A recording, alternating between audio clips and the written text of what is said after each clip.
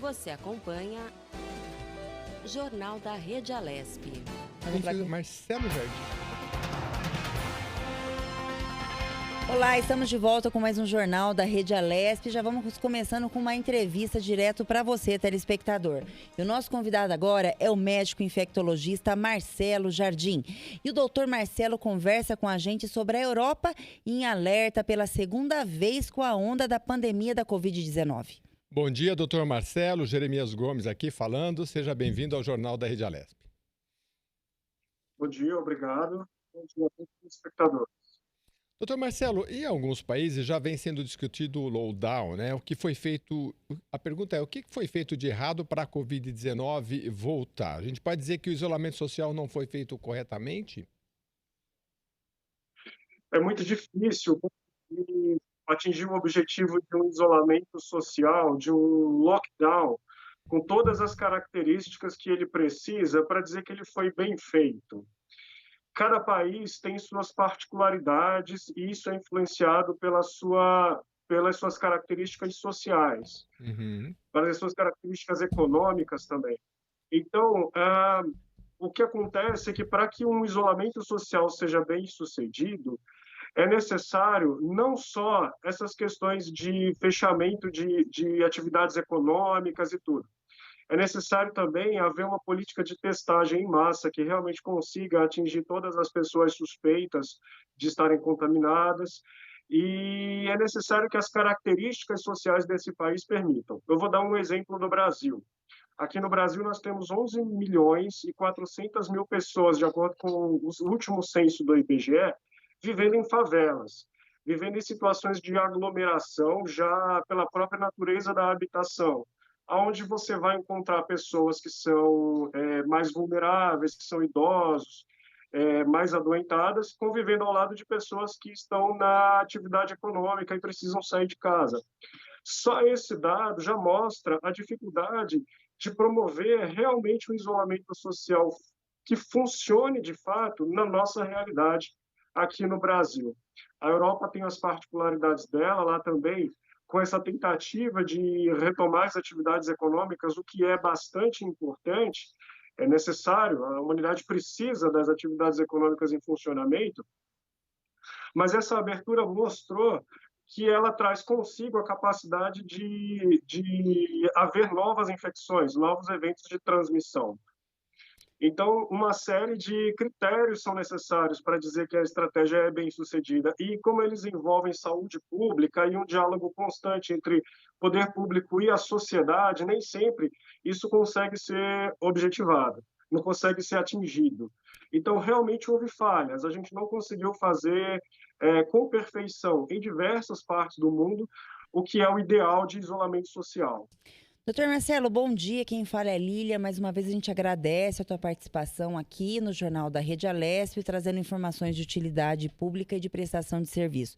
Doutor Marcelo, nos países europeus, agora a gente está entrando lá, eles estão entrando no inverno, que foi o mesmo pico de aqui no Brasil, no inverno, de ser decretado que o isolamento social, todo mundo ficando em casa, com a possibilidade de se decretar numa posterior lockdown, se não tivesse o resultado obtido.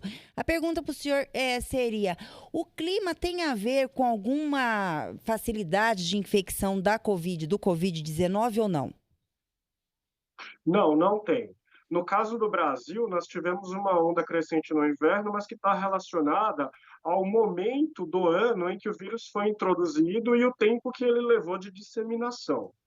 No caso da Europa, nós temos a coincidência dessa segunda onda acontecendo no inverno.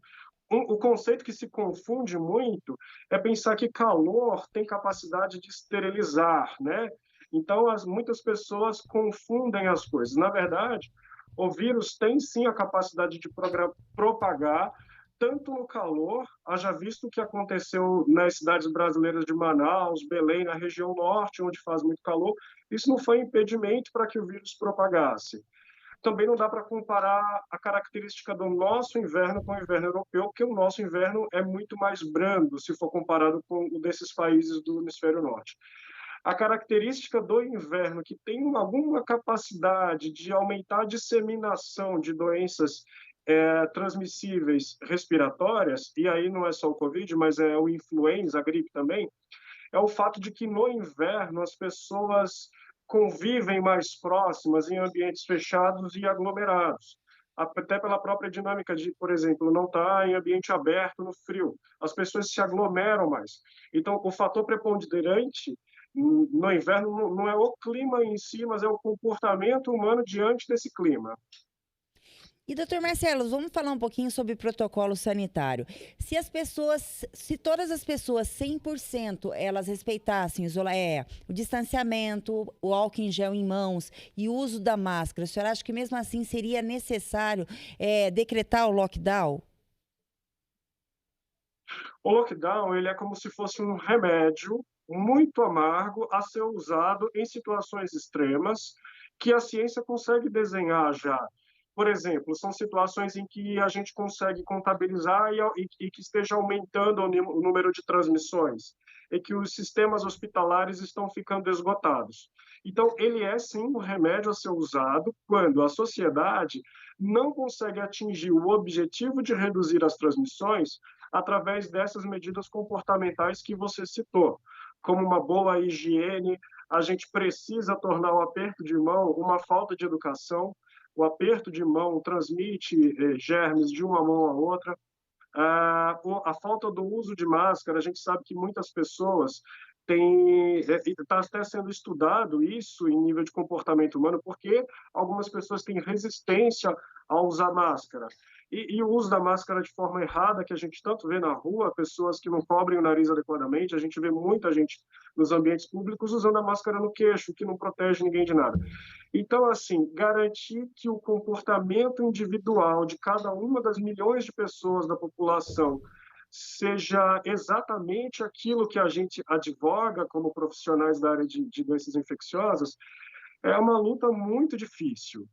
E quando essa luta não consegue ser ganha e as transmissões aumentam e os hospitais estão saturados, infelizmente o lockdown acaba sendo o remédio necessário.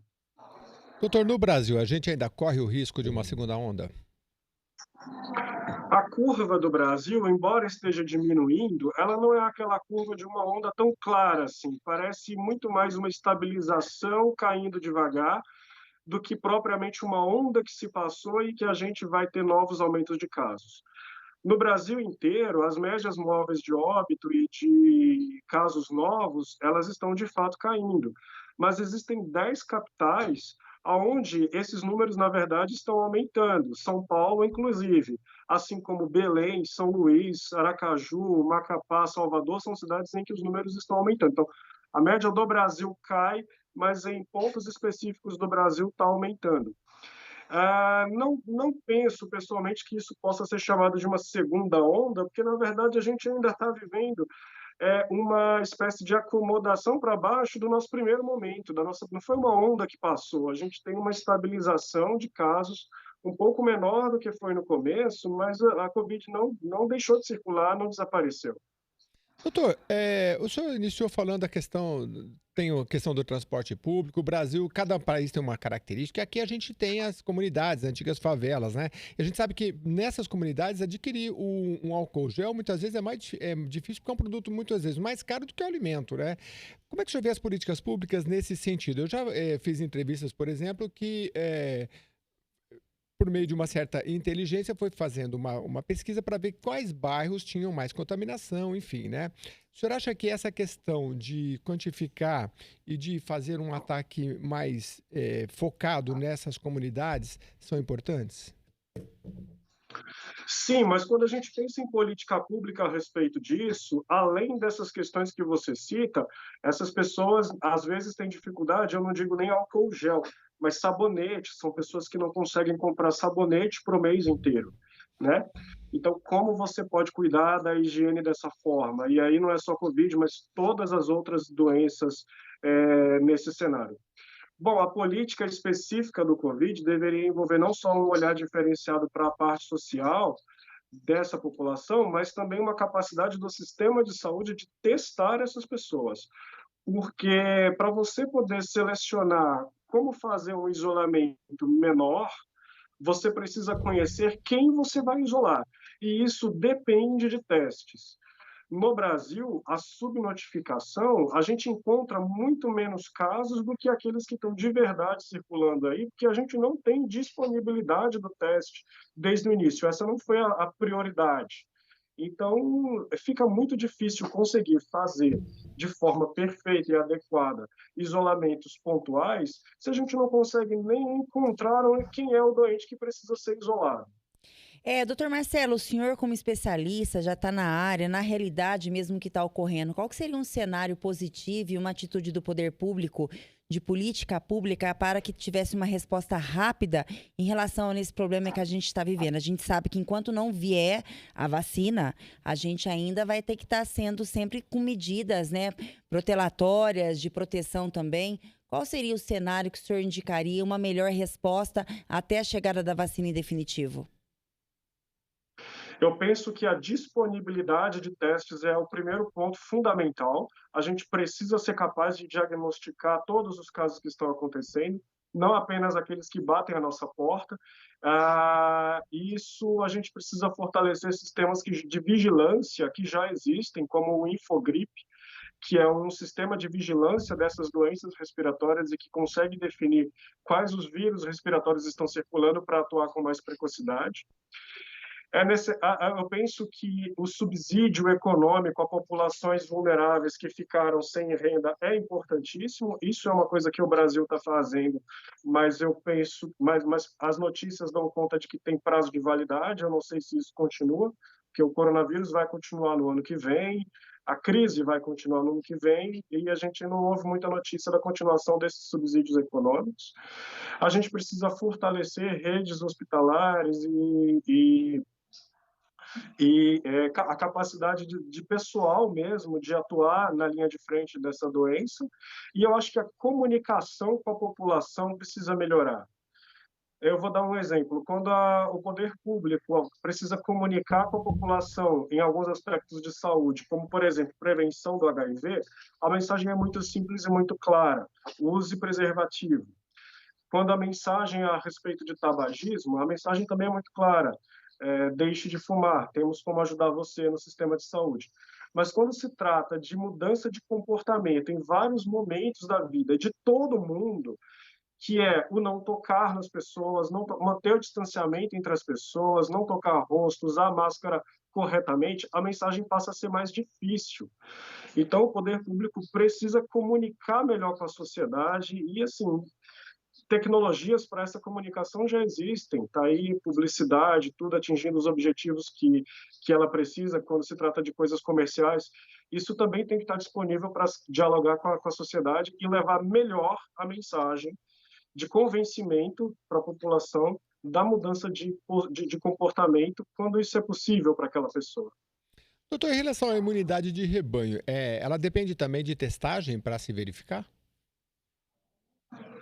A gente pode, imunidade de rebanho é quando o número de pessoas que já adoeceram dessa doença e não estão mais vulneráveis é maior do que o número de pessoas que ainda estão vulneráveis.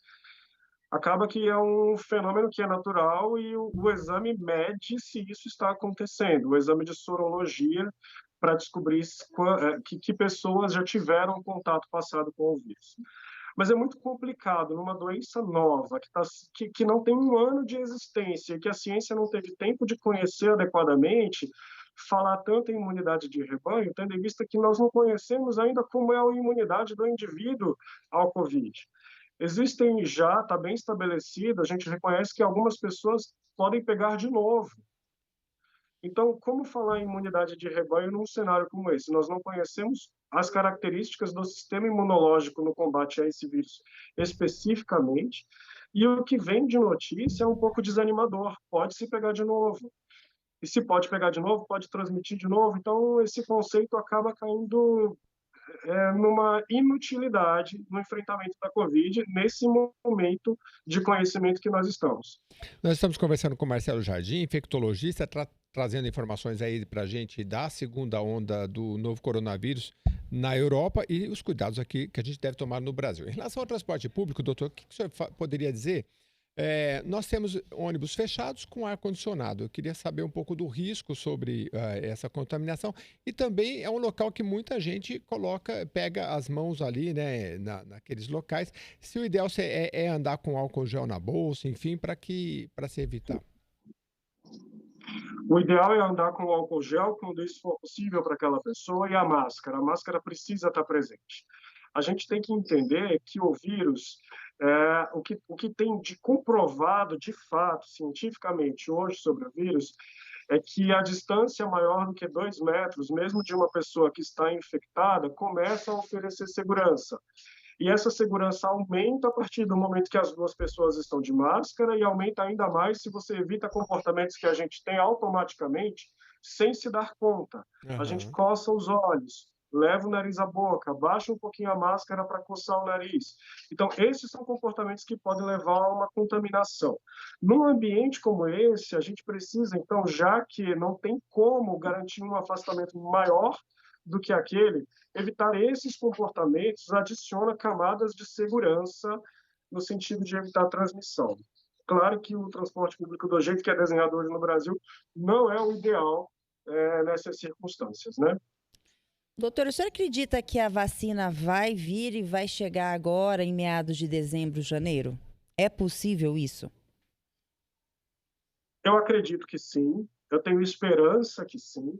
Eu, a gente precisa, essa vacina está sendo desenvolvida, algumas pessoas questionam a rapidez, a gente precisa dessa rapidez e a tecnologia de desenvolver vacinas não é novidade. O que está sendo novidade é qual o vírus. Pessoalmente, eu acho que sim, ela vai chegar nesse tempo que você citou e a gente deve começar essas imunizações no primeiro semestre do ano que vem. Doutor, em relação à vacina, tem muitas dúvidas em aberto ainda. Eu não sei se os infectologistas já sinalizam com alguma coisa nesse sentido. Por exemplo, vai tomar vacina. Quem é que vai tomar? Quem já foi infectado toma também? Enfim, quem fez o teste e está infectado naquele momento, né? Quais são as principais dúvidas em relação à vacina que a Anvisa vai ter que se posicionar, mas que a população, o senhor, tem chegado até vocês? Uma coisa interessante é pensar, raciocinar o que é mais efetivo.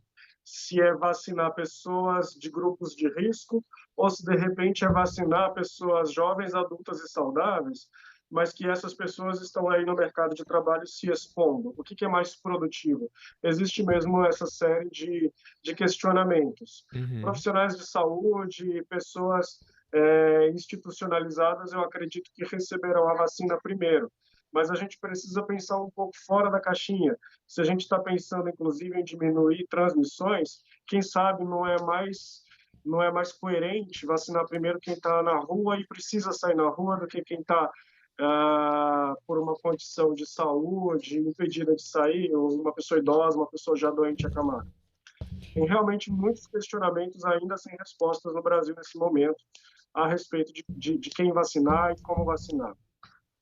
Bem, o Jornal da Rede Alesp está falando agora com o Marcelo Jardim, que fala um pouquinho sobre a nova onda de lockdown que já está ocorrendo nos países europeus e falando um pouco também sobre o coronavírus aqui no Brasil. A gente agradece a entrevista e muito obrigada, doutor Marcelo, por estar aqui com a gente. Obrigado. Vamos lá, né? Então, Jeremias, esse negócio do lockdown lá na Europa é assustador um pouquinho, né? A gente começa a questionar, será que vai chegar aqui no Brasil? Pois é, assim como quando a pandemia começou, a gente teve um tempo para se preparar, eu acho que é sempre um sinalizador, né? Ficar atento ao que está acontecendo. A gente tem um grande período aí pela frente, vamos enfrentar o ano que vem o inverno também, como o doutor colocou, né? Não é questão do frio, mas as pessoas acabam se aglomerando mais, né? Que é uma coisa normal, né? Normal por causa do frio, mas também, em contrapartida, ele deu uma grande, assim... expectativa, né? esperança que com certeza a vacina aí tá chegando entre dezembro e janeiro e com isso a gente vai dar uma amenizada, né?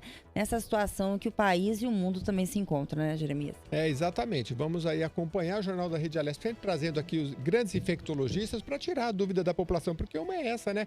Quem vacinar primeiro? O doutor trouxe com bastante propriedade, né? Grupos de risco ou não, as pessoas profissionais da saúde, né? Então, quem já pegou vai se vacinar ou não? A Anvisa vai se posicionar tecnicamente sobre tudo isso e a gente vai trazendo a informação aqui diariamente para você. Com certeza, diariamente o jornal começa às 9h30 e vamos todo dia até 12h45. Com informações do Parlamento Paulista, tudo que acontece aqui na Assembleia Legislativa, os trabalhos dos deputados, bem também como acontecem as ações do governo do estado de São Paulo e notícias sobre a pandemia e notícias sobre o mundo, coisas de interesse e de utilidade pública para você, telespectador. E agora voltamos a mais notícias. Pesquisadores do Laboratório de Engenharia Química e Química de Produtos da Unicamp exploravam o potencial das interações de íons metálicos com polímeros naturais na área ambiental e biomédica. Com a pandemia do novo coronavírus, eles tiveram a ideia de avaliar se esses compostos também seriam capazes de inativar o SARS-CoV-2. Assim, surgiu a mais nova tecnologia que pode acabar com as trocas frequentes de máscara e outros acessórios, como os chamados EPIs, equipamentos de proteção individual.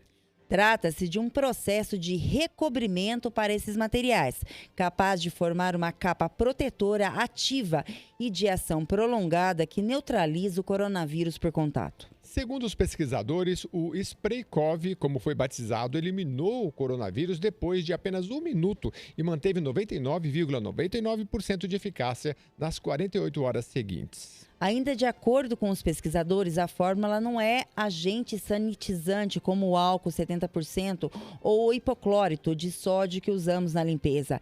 Esse é um processo para tornar a máscara capaz de inativar o vírus. Falando agora aqui, Jeremias, sobre a Assembleia Legislativa. A Assembleia Legislativa de São Paulo realizou na última sexta-feira, no plenário Juscelino Kubitschek, a 87ª sessão ordinária transmitida ao vivo aqui pela Rede Alesp. Na presidência dos trabalhos, o deputado Coronel Telhada, do Progressistas, que abriu a sessão com um pequeno expediente, no qual os parlamentares têm o tempo regimental de 5 minutos para o uso da palavra. Na tribuna, a deputada Janaína Pascoal, do PSL, falou da reunião com o governador João Dória, na qual abordou temas referentes à Artesp, a reforma da presidência e a FURP. Na verdade, queria trazer o resultado da reunião de ontem, que eu anunciei que haveria uma reunião com o governador. Eu participei da reunião, vários colegas também participaram, até faço registro aqui que o colega Carlos César levou ao governador a preocupação que é de vários deputados aqui na casa, destaco o deputado Sérgio Vitor, a preocupação com esse chamamento público, essa consulta pública que a Artesp está fazendo relativamente aos ônibus que funcionam como Uber ou de circuito não fechado. E o vice-governador estava presente, pediu a palavra e disse, pelo menos foi isso que eu entendi, que o intuito não é proibir essa atividade. O intuito é ouvir a população para organizar, vamos dizer assim, o convívio dos ônibus de circuito fechado com essa atividade que é uma iniciativa, vamos dizer assim, da sociedade civil, uma iniciativa privada que não tem regulamentação. E eles querem, na verdade, organizar. E o intuito não seria proibir. De toda forma, é importante que a população saiba que a Artesp faz essa consulta pública e que se manifeste ali no site da Artesp a nossa posição, minha, do deputado Sérgio Vitor, do deputado Carlos César, que foi quem levou a pauta ontem para o governador. Ele é presidente da Comissão de Assuntos Metropolitanos, no sentido de permitir essa atividade que tem tudo a ver com a livre iniciativa. Na mesma reunião, eu tratei com o governador do tema das aposentadorias, que eu disse que assim faria. Ontem eu expliquei aqui que está havendo uma confusão no que concerne aos aposentados que ganham mais do que o teto constitucional e os aposentados que ganham menos do que o teto constitucional. Expliquei que a reforma da Previdência autorizou descontar daqueles que ganham mais, não dos que ganham menos. E aí veio um decreto do governador autorizando esse desconto. Eu expliquei ontem para o governador, os secretários, vários secretários estavam presentes, inclusive o secretário Mauro Ricardo. Eu expliquei que a situação do parlamentar que defendeu a reforma com as mudanças que foram feitas e foram mudanças importantes, é difícil, fica difícil, porque a gente garante uma coisa, a reforma passa de um jeito aqui, chega lá, se faz um decreto, parece que nós enganamos a população, e não foi isso. Então, já estou agendando com o secretário Mauro Ricardo uma reunião para a semana que vem, para nós tentarmos sensibilizar o governo da impropriedade, da injustiça, da inadequação, da não necessidade, ou seja qual for a palavra, de fazer o desconto nos proventos dos aposentados que ganham menos do que o teto constitucional, porque a maioria, né, são professores aposentados, ou praças da polícia, então aquelas pessoas que não têm um salário elevado quando na ativa, se aposentam também com proventos mais simplórios, e esse desconto está fazendo falta para pagar o plano de saúde, para pagar o remédio. Então, a gente vai tentar sensibilizar o governo a voltar atrás por conta própria. Paralelamente a isso, tem outros colegas aqui da casa que já apresentaram o decreto legislativo para derrubar o decreto do Poder Executivo. Eu vou posicionando a população a respeito dessas tratativas que já se iniciaram ontem. Eu também conversei com o governador nessa reunião sobre a situação das trabalhadoras da FURP. Eu recebi muitos e-mails de trabalhadoras da FURP inconformadas com o fato de a creche da FURP estar fechada. Elas têm que voltar ao trabalho e as crianças não têm com quem ficar porque a creche está fechada. No sentimento dessas funcionárias, o fechamento da creche seria uma retaliação. Eu levei esse sentimento para a reunião. O governador foi muito claro em dizer que não há retaliação, porque realmente até mesmo a creche do Palácio está fechada por força da pandemia, que eles estão avaliando reabrir a creche do Palácio, a creche da FURP e todas as demais creches. Pois é, depois da fala aí da deputada Janaína Pascoal, na última sessão plenária, ela assumiu a presidência e quem falou foi o deputado Coronel Telhada. Ele fez saudações à Marinha do Brasil, ao Dia do Saxofonista e à Rocan. Nesse dia 6 de novembro de 2020, sexta-feira, quero iniciar saudando o Dia Nacional do Amigo da Marinha. Nós temos uma associação praticamente em todos os estados do Brasil. Nós temos a SOAMAR, Sociedade Amigos da Marinha. Aqui em São Paulo, ela é presidida pelo amigo Paulo Marinheiro. E um abraço, então, a todos os amigos da SOAMAR, ao amigo Paulo Marinheiro, ao almirante Chaves, que comanda aqui o 8º Distrito Naval. A Marinha do Brasil, uma força de suma importância para a nossa soberania nacional e para manter o Brasil sempre unido em prol dos ideais democráticos. Também hoje, dia 6 de novembro, como eu sou músico, é o dia do saxofonista. Eu não sou saxofonista, mas meu filho é. Na igreja, na congregação, nós temos vários irmãos aí que são saxofonistas. Nas forças militares, nas polícias militares, também as nossas bandas, os nossos corpos militares, sempre tem a turma do saxofone. Um abraço a todos que fazem aí a arte da sua vida, do seu serviço. Então, obrigado a todos que têm contribuído aí pelas artes e com a música em todos os níveis, em todos os recônditos do Brasil aí. Pois bem, ontem foi dia 5 de novembro, eu aqui deixei de lado, não mencionei, que ontem também foi o dia da criação da Rocan. Para quem não sabe, Rocan significa Rondas Ostensivas com Apoio de Motocicletas. A Rocan foi criada no dia 5 de novembro de 1982. Foi criada, inclusive, ali na Rota, no 1º Batalhão de Choque. Começou ali, depois a Rocan passou para o 2º Batalhão de Choque, onde existe até hoje a Rocan do 2º Batalhão de Choque, e foi expandida para todos os batalhões do estado de São Paulo. Hoje, em todo o estado de São Paulo, em todos os seus batalhões de policiamento, nós temos a Rocan, Rondas Ostensivas com Apoio de Motocicletas, que são homens e mulheres que prestam um serviço super importante. São destros na motocicleta, são pessoas corajosas.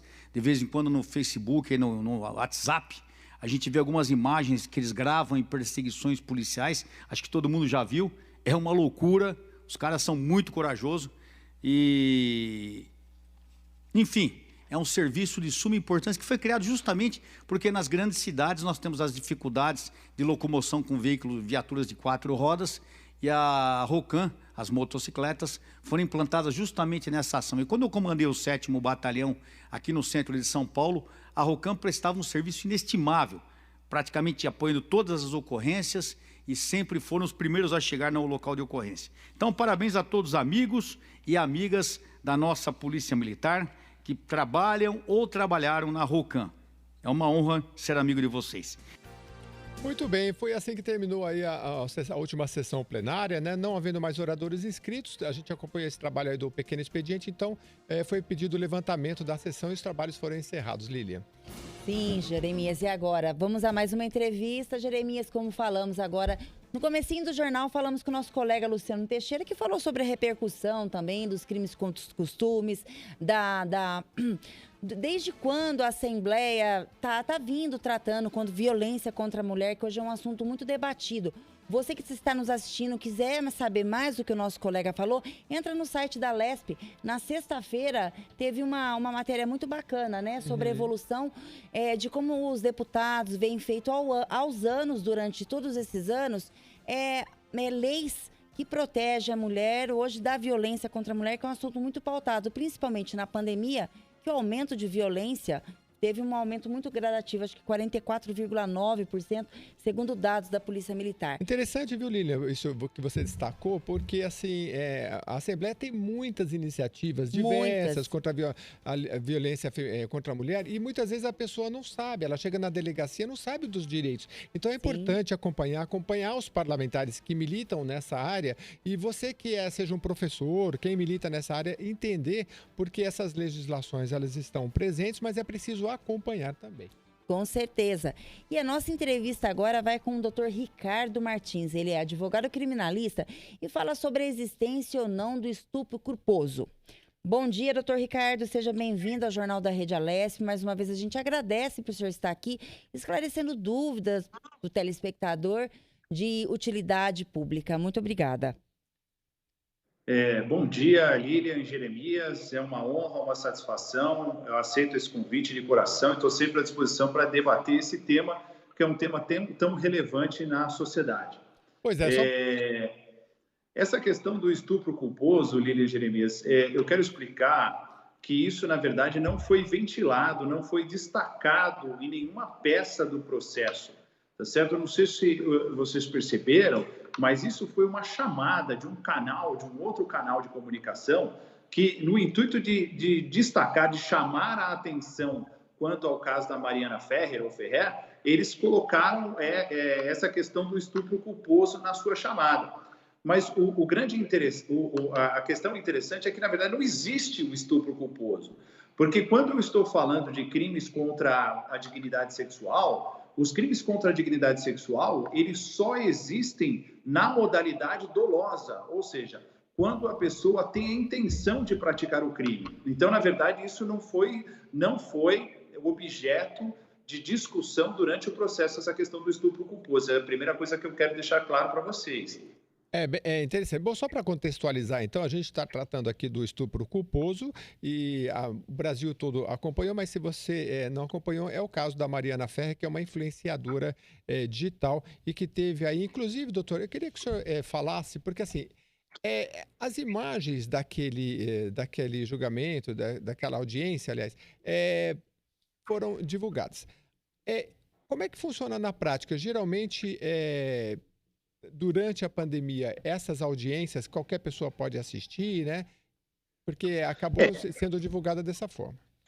Então, na verdade, eu também estou tentando entender, Jeremias, o porquê que essas imagens foram divulgadas. Porque, no meu ponto de vista, é um processo que envolve crime contra a dignidade sexual, ele sempre ocorre com a publicidade restrita, né? As pessoas chamam de sigilo ou publicidade restrita. Então, na verdade, essas imagens não poderiam ter vindo à tona de forma alguma, porque isso ofende de forma clara a intimidade da pessoa, a dignidade da pessoa humana. Então, na verdade, isso não deveria ter vindo à tona, tá? Não que isso daí não tivesse ser discutido, mas não da forma e com a exposição da moça como aconteceu.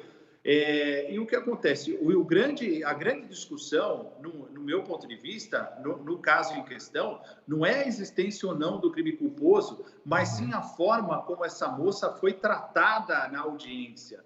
O que destaca, expõe para a sociedade um machismo estrutural, porque quando nós começamos a assistir o vídeo, porque agora o vídeo está disponível na íntegra na internet, nós percebemos que ela não tinha condições de estar participando dessa audiência, que ela estava psicologicamente abalada com tudo que vinha acontecendo, e parece que isso foi ignorado pelas autoridades que estavam participando daquela audiência, por parte do advogado, por parte do juiz, do defensor, do promotor, parece que isso foi ignorado.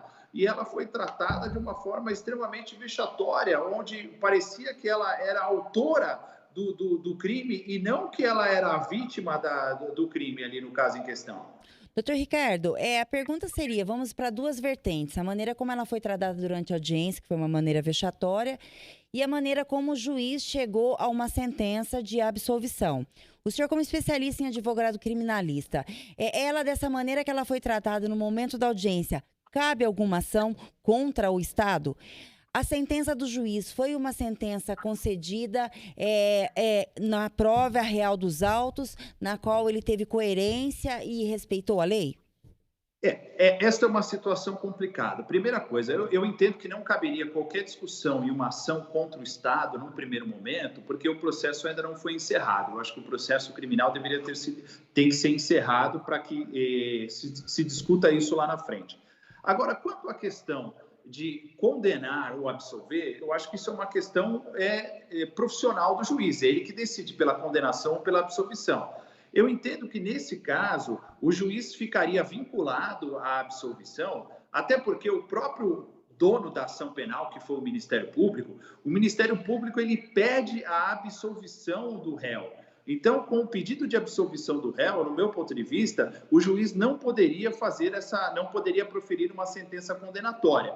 Mas, de qualquer forma, Lilian, o que eu quero deixar destacado é que, no caso em questão, o réu não foi absolvido porque ele não praticou o crime.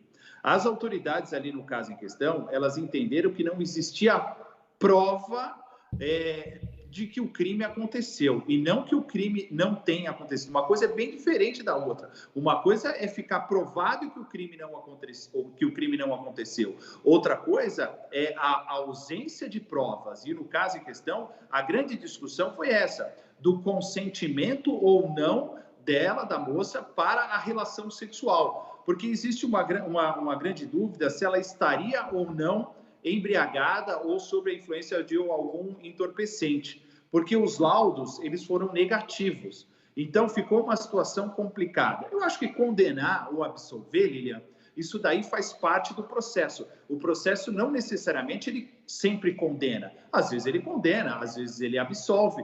Mas a questão, no meu ponto de vista, mais uma vez, é a forma no qual ela foi tratada. Tá? E que isso pode gerar, sim, responsabilidade para todos os profissionais envolvidos ali. Tanto a atitude do juiz de ter deixado o advogado se portar daquela forma, a postura do advogado e a omissão do promotor de justiça e a omissão do defensor público que estava lá para auxiliá-la. Eu acho que a grande discussão é essa, é a atitude de alguns profissionais e a omissão de outros. É nesse sentido que eu queria que o senhor esclarecesse, doutor. Nem todo mundo participou de uma audiência como aquela. A população em geral, muita gente não conhece como funciona. O que diz a lei em relação a essa liturgia, a ampla defesa? Ali naquele caso, por exemplo, o Ministério Público poderia se manifestar, ela estava sendo defendida pela Defensoria ou era particular? Explica um pouco dessa liturgia, porque acho que muita gente fala, se uma pessoa vier a passar por um caso desse, seja de violência ou não, ela precisa entender o que é a regra, né? Exatamente. Na verdade, no caso concreto ali, como ela era vítima do processo, ela estava sendo ela é defendida pelo Ministério Público, que o Ministério Público é o titular da ação penal, ele é o dono da ação, então ele defende a sociedade. Então ali, em princípio, ela estava sendo defendida pelo promotor, mas ela fez a opção também de contratar, de pedir o auxílio do assistente de acusação. Quem era o assistente de acusação ali no caso concreto? Era o defensor público que deveria prestar esse auxílio. Então, diante do dever de urbanidade que deve ter o juiz, o advogado, o promotor e o defensor público, na minha opinião, deveria ter ocorrido uma intervenção, tanto do defensor como do promotor de justiça, para que esse dever de urbanidade fosse preservado.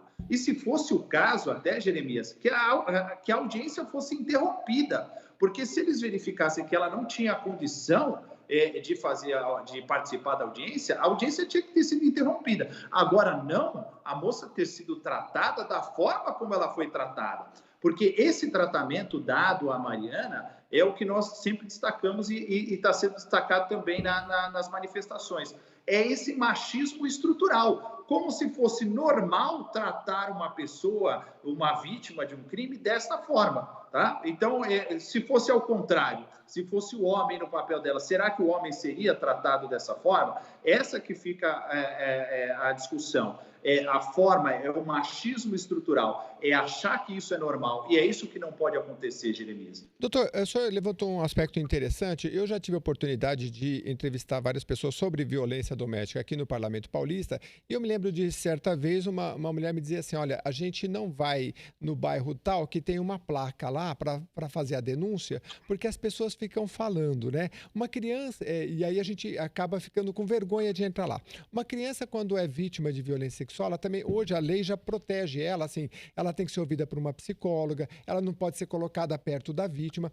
Nesse sentido, você acha que a justiça está preparada para uma audiência dessa, assim, para receber uma pessoa que está numa situação vulnerável e que é diferente de uma outra, mesmo dentro do crime, é muito específico. Como é que o senhor vê essa questão?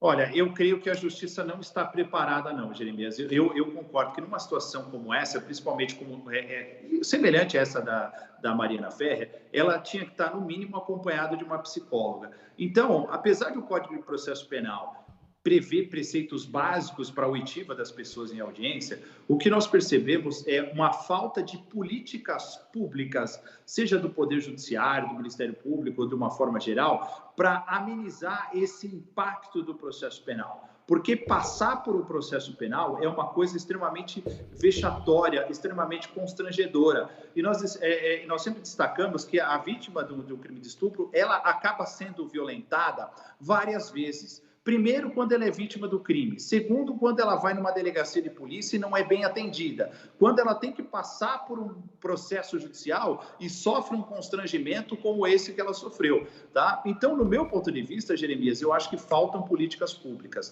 falta uma estrutura melhor. E isso vem trazer à tona o que acontece dentro de uma audiência criminal. Isso nós estamos tendo acesso, estamos discutindo, Jeremias, porque foi gravado. Imagina só antes, quando isso não era gravado. Imagina o que a mulher não passava e ainda não deve passar quando ela é vítima de um crime contra a dignidade sexual.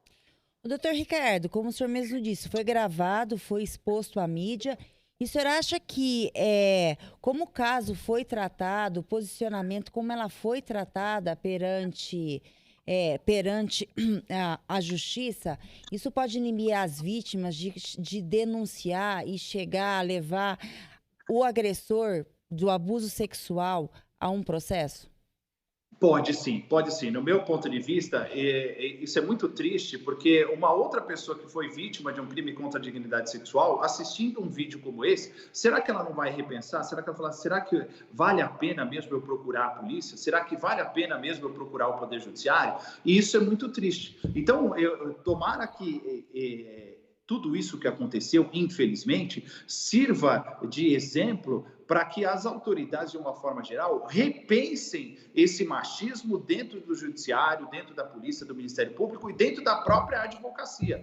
Então, no meu ponto de vista, esses profissionais, eles devem passar por um procedimento administrativo e, se for o caso, serem punidos de forma exemplar, até para que isso não aconteça novamente. Porque é como você falou, Lilian, será que a pessoa não vai pensar duas vezes? Será que não vai inibir a pessoa? Eu tenho minhas dúvidas. Eu creio que com esse vídeo muita gente vai desanimar de procurar o Poder Judiciário, sim. Porque, com certeza, quando a gente leva em consideração estatísticas, que sempre é repassado dos poderes públicos em relação a denúncias, a falta de denúncias, a gente sempre tem que levar em consideração que existe uma cifra negra, né? Que é aquela que a vítima ela não vai até o Estado com medo. E com isso, o senhor acha que a resposta vai ser rápida, de inibição? Qual seria uma política pública ou uma atitude que o senhor acha que a Justiça deveria tomar de imediata para mostrar que realmente foi um caso à parte, que isso não costuma ocorrer com as vítimas de violência sexual? Então, no meu ponto de vista, campanhas como são realizadas pela Ordem dos Advogados do Brasil e pelo Ministério Público, elas devem ser intensificadas. Devem ser intensificadas para que incentive as pessoas a procurar, então, o auxílio das autoridades. E o que o Jeremias falou, uma coisa interessante, é aquela, será que não teríamos que pensar sobre um depoimento especial para as vítimas do crime de estupro? Será que nós deveríamos fazer uma campanha para que isso acontecesse? Porque, como o Jeremias destacou, quando é uma criança, agora com a lei de depoimentos especiais, ela não fica sozinha com o juiz, vai ter um psicólogo, existe todo um acompanhamento, todo um auxílio especial para essa pessoa ser ouvida. Será que não seria o momento de nós fazermos uma campanha para que esse depoimento especial também não viesse a acontecer nos depoimentos das vítimas contra a dignidade sexual? Eu creio que sim, eu creio que nós devemos repensar isso, porque o abalo psicológico e o abalo, de uma forma geral, de uma vítima contra a dignidade sexual, ele nunca vai ser reparado, porque eu não consigo nem sequer imaginar quais são os efeitos psicológicos que uma vítima de um crime contra a dignidade sexual não sofre. Doutor, o senhor falou sobre prova. O senhor pode dar alguma orientação? É muito delicado, como a gente já citou aqui, né? Uma prova de estupro, né? A gente sabe que tem o exame de corpo de delito, né? Mas o que a gente pode orientar as mulheres em relação a isso, né? Às vezes tem, por exemplo, entrou no local, tem uma câmera, pode ser pedido, né? Mas enfim. Exatamente, isso foi até um questionamento feito pela Mariana na audiência. Ela alegou uma falha na fase de investigação, porque realmente, Jeremias, é difícil a prova num crime contra a dignidade sexual. Os estudiosos, eles dizem que os crimes contra a dignidade sexual são crimes praticados às escuras, porque, na verdade, quando ele é praticado, na maioria das vezes, não tem ninguém próximo. Então, o conjunto probatório deve ser analisado, né? Deve pedir câmeras, local, prova testemunhal, para ouvir funcionário, como no caso dela, ouvir funcionários da boate o máximo possível, deve-se ouvir familiares, deve ser acompanhado de perto os laudos psicológicos, os laudos psiquiátricos. Então, quanto mais completo for o processo judicial, mais segurança tem o juiz para poder julgar. Porque eu concordo, Jeremias, é muito difícil. Eu me coloco na qualidade de juiz de direito e eu fico só imaginando numa situação de um crime contra a dignidade sexual, onde, de um lado, fica a palavra do agressor e do outro fica a palavra da vítima. Em quem eu devo acreditar? Só que nesse caso da Mariana Ferrer é um pouco diferente, porque não existia só a discussão entre a palavra da vítima e a palavra do agressor. Existe uma grande discussão se ela estaria ou não embriagada ou sob o efeito de algum entorpecente. Porque no caso da Mariana Ferrer, o agressor não foi denunciado pelo crime de estupro, que é o 213 do Código Penal, mas ele foi denunciado pelo estupro de vulnerável, que é o artigo 217-A do Código Penal, porque não existia apenas a discussão do estupro, e sim a discussão se ela estava ou não embriagada no dia do ocorrido. Bom, conversamos aqui com o Dr. Ricardo Martins, advogado criminalista, que mais uma vez colaborou aqui com a Assembleia Legislativa para esclarecer. Com certeza vai voltar outras vezes. São temas recorrentes aqui no Parlamento Paulista, quando voltados à violência contra a mulher, enfim. Doutor, muito obrigado mais uma vez. À disposição. Eu que agradeço. Obrigada, doutor. Tenha um bom dia. Bom dia. Vamos a mais informações para você. Com suas inúmeras nuances de tons, timbres e potência, a voz vem sendo usada como valiosa ferramenta para rastrear uma série de problemas de saúde, inclusive a Covid-19. Um recente estudo americano leva os voluntários a dizerem palavras inteiras em sílabas ou tossindo. Em seguida, os sons são armazenados e processados por um sistema de inteligência artificial. Ele vai buscar, então, identificar uma espécie de impressão digital de voz para determinada doença. Os trabalhos têm como objetivo tornar possível que infectados pelo vírus possam receber um diagnóstico preliminar por meio dos alto-falantes inteligentes embutidos em celulares. Muito legal isso, hein? A inteligência artificial é fantástica, né? Porque eles analisam milhões de pessoas e aí chegam a uma conclusão, né, Lília? Que, por exemplo, você tá com a voz rouca e aí muitas pessoas que têm aquele determinado característica na voz que tem Covid, a inteligência artificial começa a identificar e vai dando precisão nesse diagnóstico. É bem interessante. Com certeza, Jeremias. E agora, nosso jornal da Rede Alesp vai entrevistar o deputado Sebastião Santos, do Republicanos. E o deputado fala sobre o PL 627 de 2020, que orça a receita e fixa a despesa do Estado para o exercício de 2021, a LDO, que é a Lei de Diretrizes Orçamentárias. Olá, muito boa tarde, deputado Sebastião Santos, seja muito bem-vindo. Deputado, daqui a pouquinho com a gente, deputado Sebastião Santos, do Republicanos, vai falar sobre o orçamento. A peça praticamente ou pelo menos uma das mais importantes que são votadas aqui no Parlamento Paulista. Ele vai trazer as suas impressões sobre isso, Lilian. Com certeza, aguarde só um pouquinho, Tivemos um probleminha de conexão, mas a produção já está entrando em contato novamente com o deputado, que vai falar sobre a Lei de Diretrizes Orçamentárias para o ano de 2021 do Estado, aqui para o Estado de São Paulo. Enquanto isso, a gente vai falar um pouco. O corpo da cantora Vanusa vai ser enterrado às 4 da tarde no cemitério de Congonhas, na Zona Sul de São Paulo. Apenas familiares e amigos próximos participam do velório por causa dos protocolos de saúde e distanciamento social impostos pela pandemia do novo coronavírus. Pois é, a cantora morreu ontem aos 73 anos na casa de repouso na qual vivia em Santos. Nos últimos meses, Vanusa esteve internada em um complexo hospitalar. A cantora deixou 3 filhos e 5 netos. Fãs de música desde criança, Vanusa Santos Flores nasceu em 22 de agosto de 1947 em Cruzeiro, no interior de São Paulo, mas foi criada nas cidades de Uberaba e Frutal, em Minas. Em 1968, a cantora gravou seu primeiro álbum, estreando ainda como compositora. Ao longo de sua carreira, gravou 23 discos e vendeu mais de 3 milhões de cópias. Vanusa representou o país em vários festivais internacionais e recebeu cerca de 200 prêmios. Por 2 anos seguidos, foi eleita a rainha da televisão, com a passagem também como atriz. Exatamente, marcou uma geração, não é, Lilian, né? Inclusive quando você chegou aqui hoje, você falou que estava bem triste. Você sempre foi fã dela, né, Jeremias? Eu sempre fui, né? E, assim, a minha geração, né? É realmente emocionante. Ela que foi uma grande compositora, né? Música romântica de grande qualidade, né? Nossos sentimentos aqui também pela Vanusa e aos seus familiares. A Assembleia Legislativa de São Paulo realizou na sexta-feira, dia 6 de novembro, no plenário Juscelino Kubitschek, a 87ª sessão ordinária, transmitida ao vivo aqui pela Rede Alesp.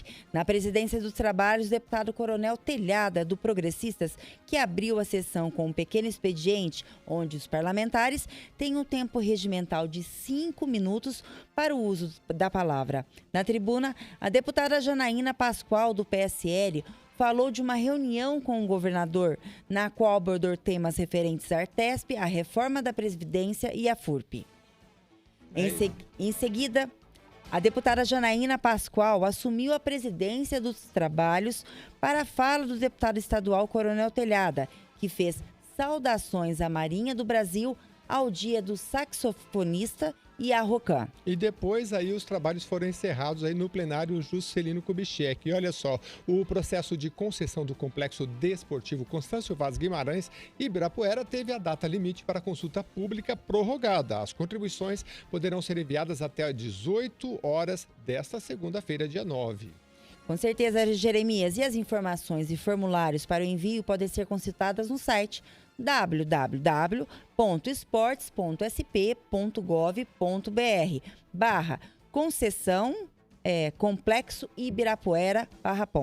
Pois é, o prazo interior se esgotava no dia 27 de outubro. A Secretaria de Esportes do Estado de São Paulo tem como previsão a publicação do edital em dezembro de 2020, com posterior assinatura do contrato de concessão em fevereiro de 2021. Portanto, o processo aí de concessão do Complexo Desportivo Constâncio Guimarães, que fica aqui bem próximo da Assembleia Legislativa de São Paulo. Agora nós vamos falar um pouquinho, Jeremias, de informações da saúde, né? Utilidade pública. Na Semana Nacional de Prevenção do Câncer Bucal, a Secretaria de Estado de Saúde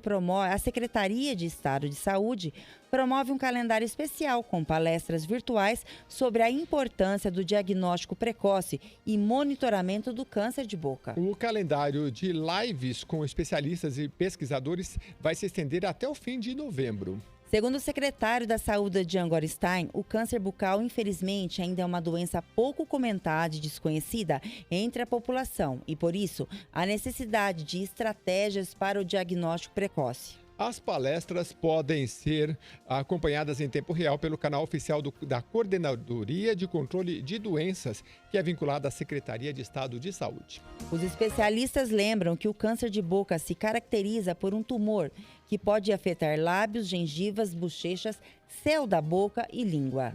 Pois é, de acordo com o estudo, os primeiros sintomas surgem com o aparecimento de feridas na boca, manchas vermelhas ou esbranquiçadas, nódulos no pescoço e até rouquidão persistente. Em seu estágio mais avançado, o paciente apresenta dificuldade para executar tarefas rotineiras, como mastigar e engolir, além de falar. E, de acordo com estudos, o tabagismo, o consumo regular de bebidas alcoólicas, a alimentação rica em gorduras e a falta de higiene bucal, por exemplo, são fatores de risco consideráveis da doença. O ideal é, ao notar qualquer sintoma, a vítima procure um serviço de saúde. Vamos lá, ainda não conseguimos contato com o deputado, vamos a mais informações e notícias para você. Lembrando que o Jornal da Rede Alesp ocorre todos os dias de segunda a sexta, das 9h30 a 12h45 da tarde. Vamos lá e vamos conferir agora o destaque que marcou este primeiro bloco do Jornal da Rede Alesp. A Companhia de Desenvolvimento Habitacional e Urbano, a CDHU, entregou 66 casas na cidade de Santa Branca, região de São José dos Campos. E segundo a companhia, o financiamento dos imóveis já segue as novas diretrizes da política habitacional de São Paulo, que prevê juros zeros para famílias com renda mensal de até 5 salários mínimos. E o Jornal da Rede Alesp informando tudo sobre o Parlamento Paulista vai para um rápido intervalo, mas não saia daí que voltamos já já. Daqui a pouquinho.